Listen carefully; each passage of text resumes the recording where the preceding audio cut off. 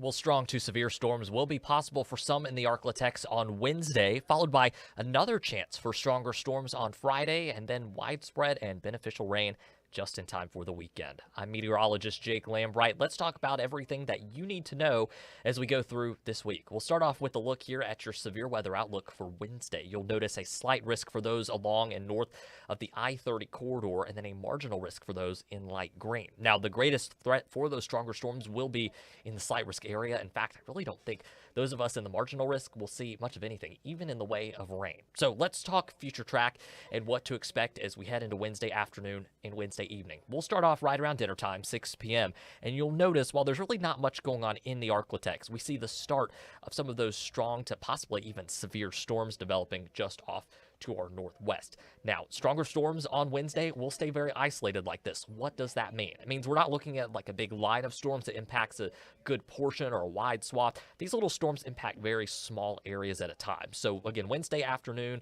into Wednesday evening, Wednesday night for those along and north of I-30, these stronger storms even will remain very isolated in nature at best. All right, let's clear that off the screen. Let's progress things forward a little bit more closer to about, let's say 7 to 8 o'clock, and you'll see more of those little isolated strong to severe storms across parts of the Arklatex there. Let me try to clear that once again and hopefully get a better view. But again, north of I-30, north of Texarkana, that's where we've got the best chance to see those stronger storms capable of producing some hail, maybe some damaging winds. The tornado threat, it's there, but it stays very, very low area-wide as we go throughout your Wednesday and Wednesday night. We'll actually go back, take another look as we get closer to 10:30, 11. That's when we start to see those storms wrap up. And then midnight and beyond, we are mostly dry across much of the area, even that I-30 and northward parts of the Arklatex where we've got the greatest risk for severe weather. It is pretty much wrapped up just after midnight, late Wednesday into early Thursday. But that's not all. Whenever it comes to the potential for some stronger storms this week, we've got another threat for severe weather on Friday. This time, the western half of the Arklatex already included in a slight risk for severe weather. That's a level 2 out of 5 on the scale. And that's pretty far out already. The Storm Prediction Center only has level 2 and level 3 risk. That's at slight risk and enhanced risk. And actually have put out a higher enhanced risk beyond the Arklatex, extending from basically Kansas City all the way down to the Texas-Oklahoma state line out in the Texoma region. So pretty large enhanced risk. Again, that's a level 3. Doesn't include us in the Arklatex. But that slight risk that does include us extends out basically from Austin, Texas, all the way north into southern parts of Wisconsin. That is a pretty large area under the risk for stronger storms as we head into the day on Friday. Now, we're still a little too far out to have that higher resolution, kind of shorter range model guidance.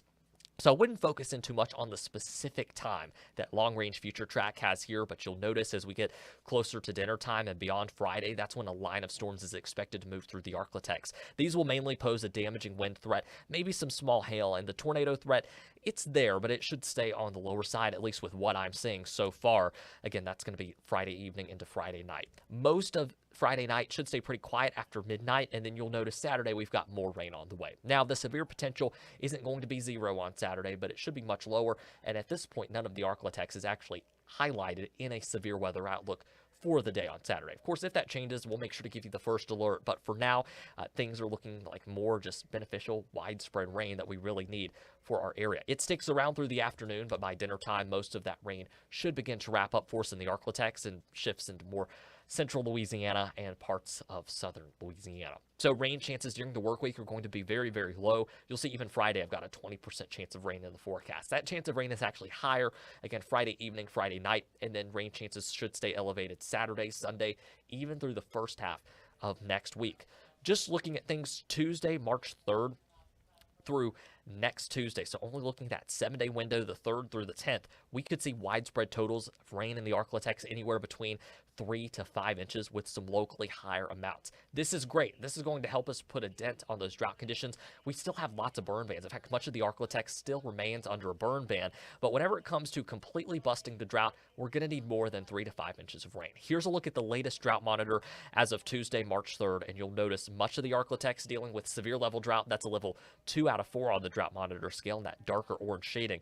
There are even patches of extreme drought. That is a level 3 out of 4 on the scale, mainly across parts of McCurtain County, all the way down to Camp County in eastern Texas. And then for those watching beyond the Arklatex, there's another swath there of extreme drought conditions from Alexandria into parts of Avoyelles Parish, southern Catahoula and Concordia, and then all the way east across the Mississippi River into parts of southwestern Mississippi. We get another drought monitor update this Thursday, March 5th, and I do expect it, unfortunately, to deteriorate a little bit more, but by next week's update, we should see some noticeable changes. Now, we won't see the drought completely go away. Here's why.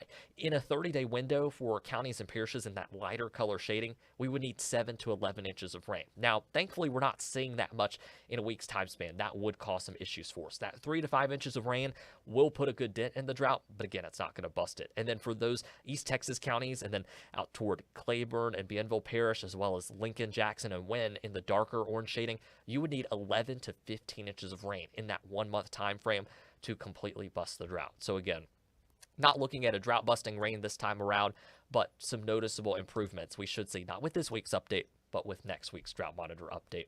We'll take a quick look at your Shreveport-Bossier sky cam on this Tuesday afternoon. Cloudy skies. That's what we've been dealing with for much of the day today.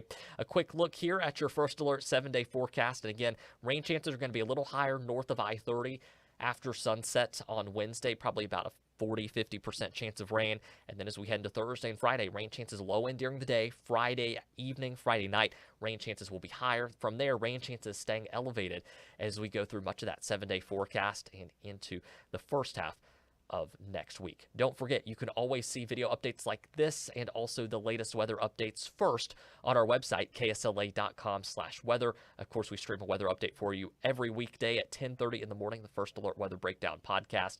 And of course, I'll have more updates for you a little bit later on. KSLA News 12 at noon and 4 on weekdays.